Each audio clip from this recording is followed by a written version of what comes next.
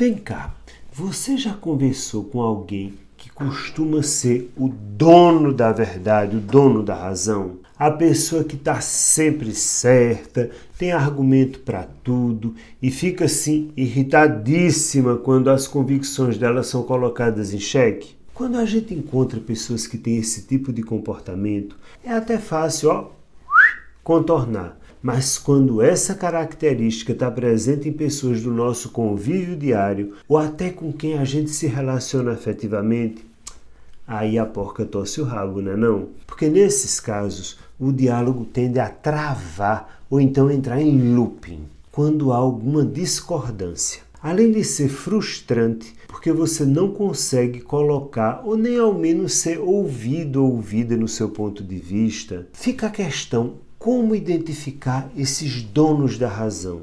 E existem formas de contra-argumentar com eles sem gerar conflitos? Vamos descobrir? Eu sou Marcos Lacerda, psicólogo, e esse é mais um Nós da Questão. Vamos junto!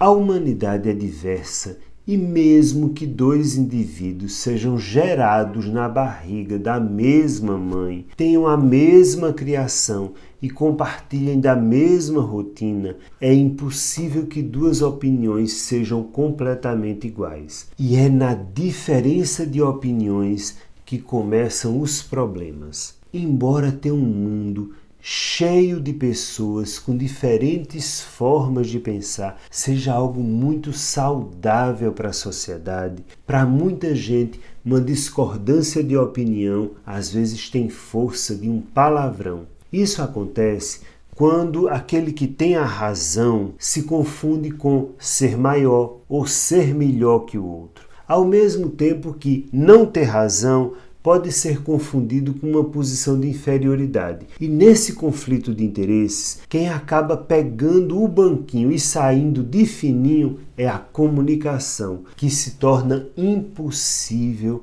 ainda que essas pessoas se gostem. E olha, o principal objetivo da comunicação é a troca de informações, de ideias, de ponto de vista entre as pessoas. E para isso acontecer, é necessário que haja compreensão de ambos os lados e capacidade de ceder. Porque ser flexível é um grande sinal de maturidade, além de ser fundamental para a manutenção de qualquer relação interpessoal. Mas tem gente que não ajuda e ao menor sinal de que a opinião de estimação pode ser ameaçada por um bom argumento, se blinda em um escudo de inflexibilidade e levanta uma verdadeira muralha para proteger a sua própria opinião, como quem guarda um tesouro. Você já parou para pensar como seria estar diante de um muro sólido de um castelo? Mesmo que Mariah Carey gritasse sua nota mais alta, ela teria dificuldade de ser ouvida do outro lado, concorda? Mas se é assim, e sobretudo se você gosta da pessoa, como resolver esse impasse? A primeira coisa a fazer é reconhecer o terreno. Afinal, o que leva uma pessoa a agir dessa maneira, de querer ser o dono da razão? A resposta é relativa, mas a gente pode destacar dois fatores que podem desencadear esse comportamento do dono da razão. O primeiro fator é a insegurança. Os donos da razão podem tentar encobrir a sua vulnerabilidade, tentando saber ou parecer que sabem mais do que os outros. O conhecimento também é um poder. E ter esse conhecimento ou fingir tê-lo pode ser um mecanismo que o sabichão encontra para preencher uma lacuna de fragilidade. Nesses casos, quando o dono da razão, da verdade, do conhecimento é contrariado, isso acaba afetando diretamente as suas inseguranças e sua autoestima baixa e vai desencadeando o quê? Suas defesas, que podem ser desde o aumentar o tom de voz, se irritar, se retirar para não conversar, parar de falar com você ou, em casos extremos, partir para a agressão física. O segundo fator que pode levar a esse comportamento do eu sei tudo é a obstinação. Tem gente que realmente pensa que sabe tudo sobre tudo e não tem quem tire da cabeça que ela está com a razão. Eu sei que já devem estar passando várias pessoas aí na sua cabeça. Na maioria das vezes, quem tem esse tipo de comportamento apresenta uma postura, sabe, aquela altiva, argumenta, assim de cima para baixo e age como se todos os que rodeassem fossem burros ou precisassem dele como fonte de conhecimento. Ou seja, são pessoas profundamente arrogantes e que têm baixa habilidade social no quesito lidar com o outro. Eu tenho certeza de que você já se viu em uma situação de trabalho na qual você precisa desempenhar uma função, dizer assim, faz isso. E aí você encontra uma forma mais prática e que apresenta melhor resultado. Mas mesmo assim, escuta frases do tipo: escuta, eu tenho 20 anos de empresa e sempre fizemos de outra forma. A forma como você está fazendo não está certo, do meu jeito é melhor. Está inventando moda? Chegou agora e já quer sentar na janelinha?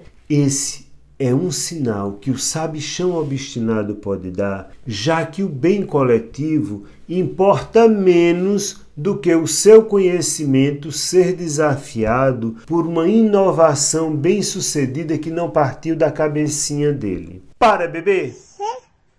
Para, e antes de se estressar tentando dialogar com gente que se acha dono da razão, faça-se algumas perguntas, como por exemplo: esse esforço vai valer a pena? Essa pessoa tem relevância suficiente que justifique esse meu esforço? Vale a pena dedicar tempo a essa conversa? Vale a pena discutir este assunto com este tipo de pessoa? O que eu preciso que você compreenda é que se poupar para evitar desgastes a si mesmo durante a comunicação pode sim muitas vezes ser interpretado como covardia ou inferioridade. Mas na vida de um modo geral e sobretudo atualmente, em tempos de opiniões tão polarizadas sobre tudo, se poupar de certas discussões que não levam a nada, acredite, é uma decisão inteligente. Perceba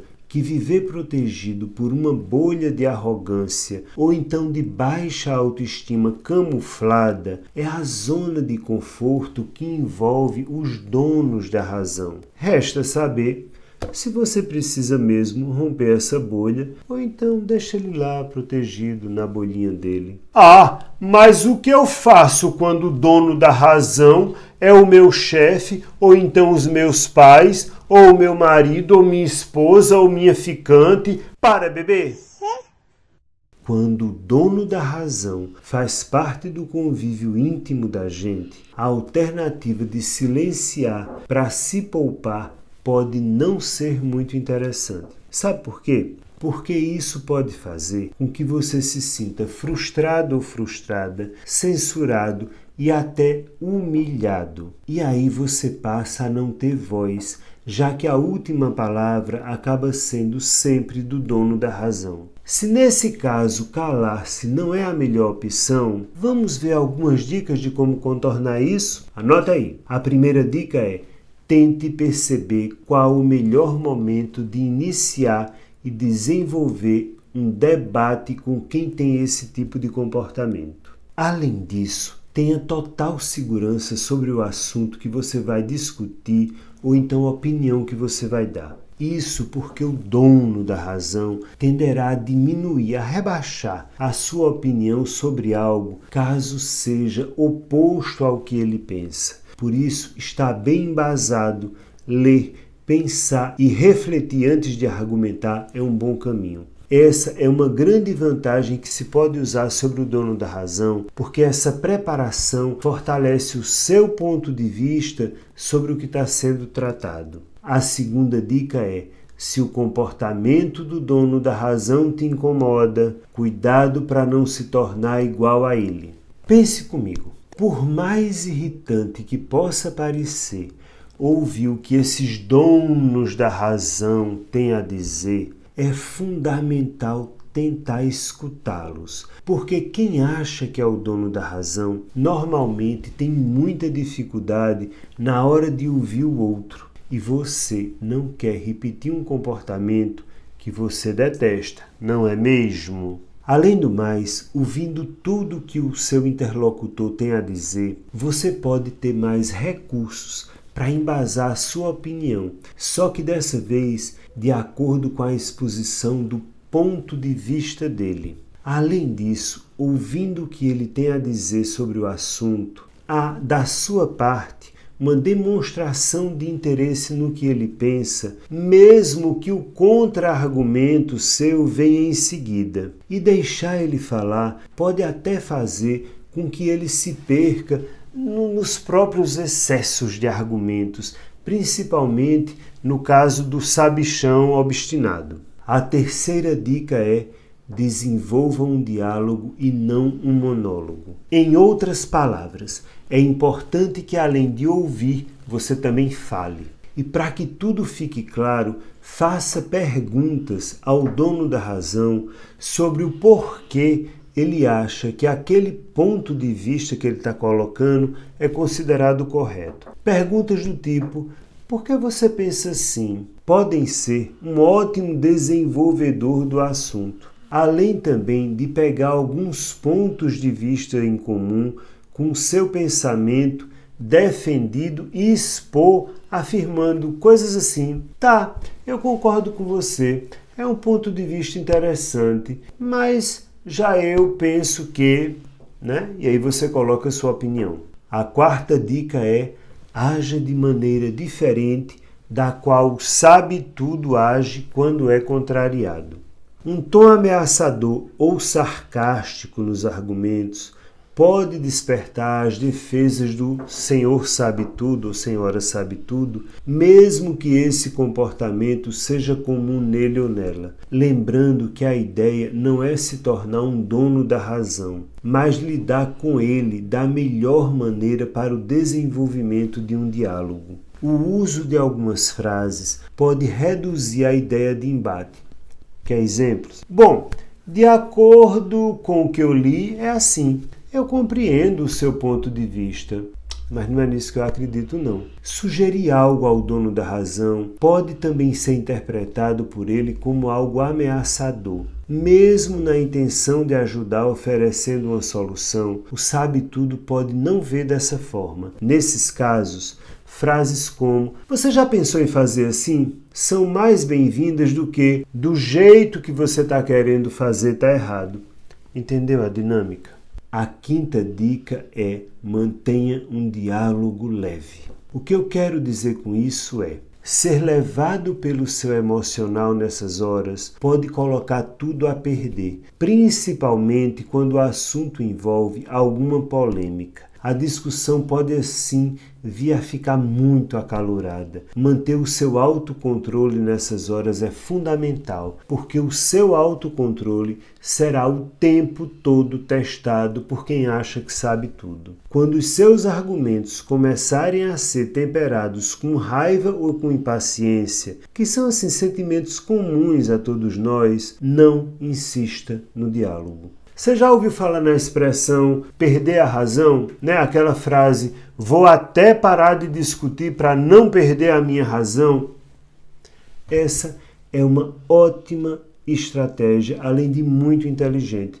Principalmente quando sabe tudo, com quem você está conversando é alguém do seu convívio diário ou então alguém que você gosta. Quando a conversa ultrapassar o campo da racionalidade, o emocional passa a dominar, é um sinal de que deixar o assunto para uma outra oportunidade é o melhor a se fazer.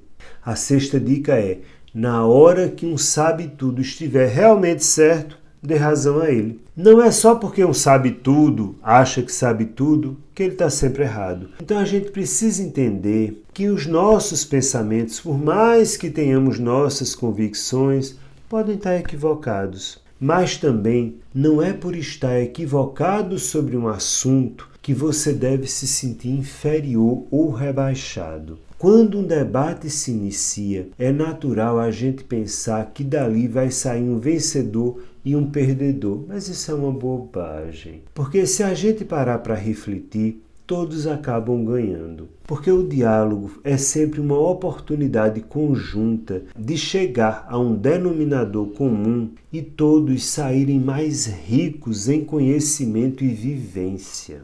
A 7ª dica é necessário reconhecer a hora de finalizar uma discussão.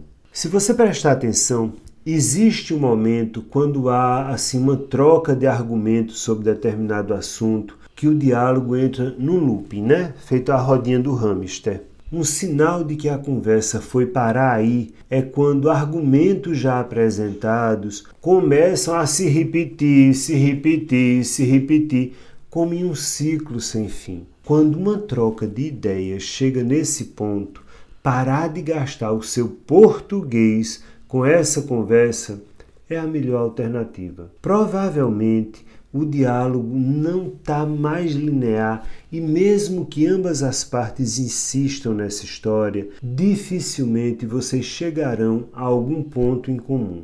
Mesmo que você ache que ficou parecendo ser o perdedor do debate, o melhor a fazer é seguir com as suas convicções, sua vida, mas sempre aberto a novos argumentos. Afinal, nada é absoluto, nem mesmo as coisas que você mais acredita, porque tudo é transitório dentro da gente. E mesmo que pareça, a pessoa mais confiante e segura de si não é a que sempre ganha o debate ou apresenta os melhores argumentos, mas a que consegue reconhecer e enxergar a humanidade do outro apesar do debate. Para manter uma relação harmoniosa com quem você gosta, não é preciso concordar em todos os pontos de vista um do outro, mas é fundamental que se respeite cada pessoa na sua essência e na sua individualidade. Pense nisso. Espero que esse vídeo tenha feito sentido para você. Eu definitivamente não sou um sabe-tudo, mas tem uma coisa que eu sei, que eu preciso muito de você aqui comigo na família Nós da Questão. Então, se você ainda não é inscrito no canal, se inscreve, ativa o sininho para receber novas notificações e deixa o joinha nesse vídeo, que isso é muito importante para mim. E a gente vai se ver no próximo vídeo. Tchau, até a próxima!